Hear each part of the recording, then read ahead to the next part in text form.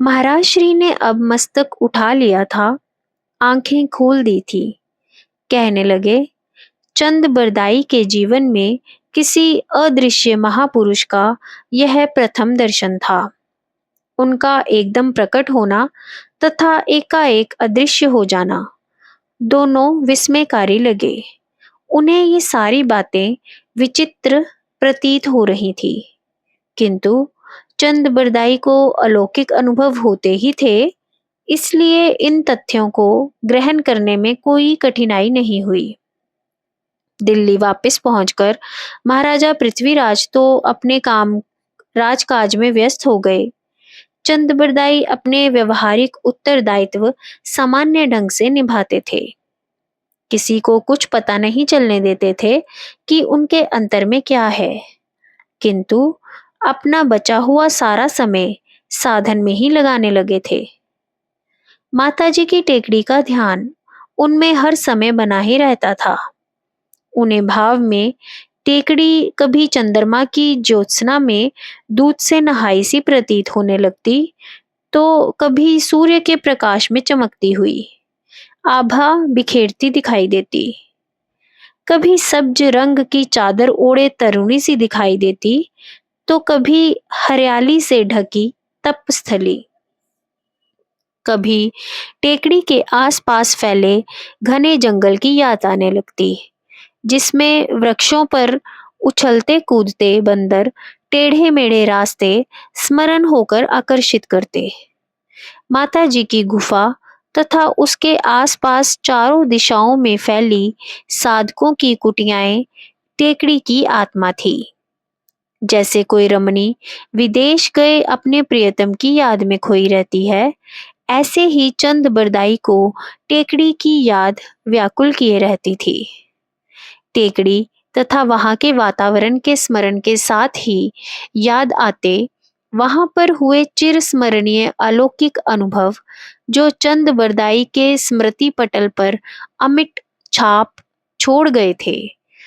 उसके साथ ही याद हो आती महात्मा जी की स्नेहमयी एवं कल्याणकारी वाणी, जो बार बार उभर कर चंद बरदाई के कानों से टकरा जाया करती थी। जब चंद बरदाई जन समाज में होते, उस समय अपनी अंतर भावनाओं एवं उभरती आध्यात्मिक तरंगों पर व्यवहारिकता की चादर ओढ़ लेते थे, किंतु एकांत मिलते ही भावनाओं को खुलकर गगन विहार का अवसर प्रदान कर देते थे। जन समाज उनके अंदर में चल रही उथल पुथल से एकदम अनभिज्ञ था। वह इसे गुप्त धन की भांति संभाल कर रख रहे थे। संभवतः उनके आंतरिक यात्रा पर तीव्र गति से बढ़ते कदमों का यह एक मुख्य कारण था। न वह अंतर अनुभवों को बाहर की हवा लगने देते तथा न जगत विषयों को मन में प्रवेश ही करने देते थे। इस तरह जीवन की गाड़ी आध्यात्मिकता की पटरी पर सरपट भागी जा रही थी। चंद बरदाई की चित्त की उस समय की अवस्था का वर्णन करते हुए महाराज श्री ने कहा, संत पुरुषों ने सदैव ही अपने चित्त भावों तथा अंतर अनुभूतियों को अंदर ही अंदर संभाल कर रखा है। उनके अभिव्यक्ति ना करने का मुख्य कारण जगत में प्रसिद्धि का भय है। महापुरुष इस लालसा के घातक परिणामों से पूर्णतया अवगत होते हैं। वे जानते हैं कि लोकेशना का भाव उतरते ही मन अध्यात्म की ओर से विमुख हो जाता है एवं जगत सामने आकर खड़ा हो जाता है। साधक अध्यात्म के सुपथ को छोड़कर वासना के दुर्गंध युक्त कुपथ पर आरूढ़ हो जाता है। बीज को यदि बाहर की हवा लगने दी जाए तो वह सूखने लगता है। यदि उसको पृथ्वी में दबाकर रखा जाए तथा उसकी सिंचाई की जाए तो वह अंकुरित पल्लवित होकर कालांतर में विशाल वृक्ष के रूप में सुशोभित हो उठता है। अंतर्भावी बीजों को भी सावधानी तथा साधन रूपी जल की सिंचाई से विशाल वृक्ष के रूप में विकसित किया जा सकता है। महाराज श्री कहते जा रहे थे। चंद बरदाई में अभूतपूर्व परिवर्तन आता जा रहा था। मन पर किसी बात का प्रभाव क्षणिक ही होता था। संसारी लोग जैसे किसी काल्पनिक अथवा यथार्थ बात को पकड़कर बैठ जाते हैं तो आजीवन नहीं छोड़ते। चंद बरदाई की मानसिक स्थिति तीव्र गति से बदलती जा रही थी। चंद बरदाई राजा के घनिष्ठ मित्र तथा राजकवि थे। जब कोई ऐसे पद पर आसीन होता है तो कई लोग उससे ईर्ष्या तथा द्वेष करने लगते हैं, उसके विरुद्ध चालें चलने लगते हैं, अनावश्यक टीका तथा अर्नगल प्रचार करते फिरते हैं। चंद बरदाई को भी सबकी कई कमजोरियां ज्ञात थी। बातें बनाने के लिए उनके पास मसाले की कोई कमी नहीं थी। वह चाहते तो सबका मुंह बंद कर सकते थे, किंतु उन्होंने कभी ऐसा नहीं किया। सबकी कमजोरियों के प्रति उदासीन बने रहे, सबके साथ प्रेम का व्यवहार करते, विरोधियों को भी पूरा आदर देते थे।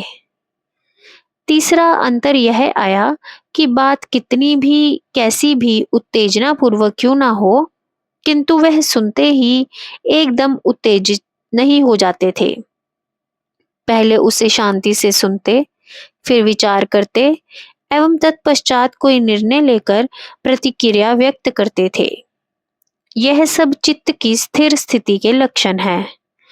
इससे उनके व्यवहार में सौम्यता आ रही थी, जिससे उनके विरोधी भी कम होते जा रहे थे। अनावश्यक समस्याओं में कमी हो रही थी। चंद बरदाई का समय कुशलता पूर्वक व्यवहार तथा निरंतर साधन में व्यतीत हो रहा था। वे एक कवि थे, किंतु अब काव्य जलप्रपात की भांति अंतर से स्वयमेव ही प्रस्फुटित होने लगा था। वह रचयिता के स्थान पर केवल श्रोता बनकर रह गए थे। न बुद्धि पर कोई जोर, न मन से कोई कल्पना, केवल अंतर में सुनना तथा लिखना। कई बार साधन में उनके समक्ष लिखी हुई कविता उपस्थित हो जाती थी। महाराज श्री कहते कहते थोड़ी देर के लिए ठहर गए। तब तक हम बातें करते चामुंडा माता के मंदिर के समीप पहुंच चुके थे।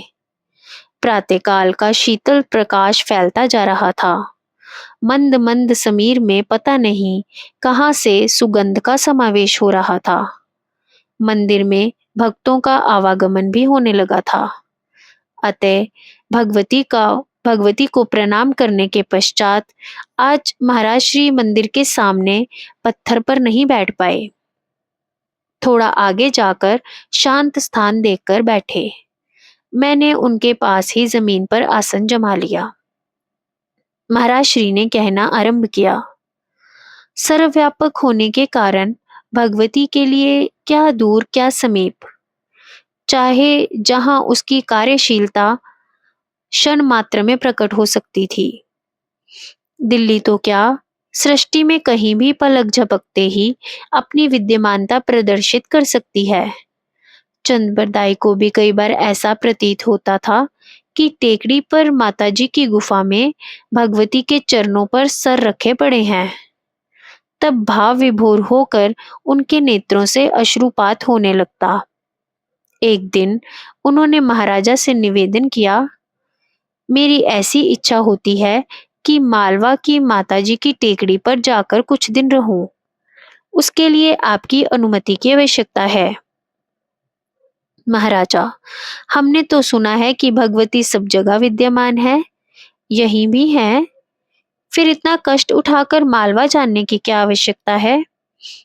चंद बरदाई, यह बात उनके लिए ठीक है जिन्हें भगवती हर जगह दिखाई देती है। यह बात केवल कहने भर से सिद्ध नहीं हो जाती।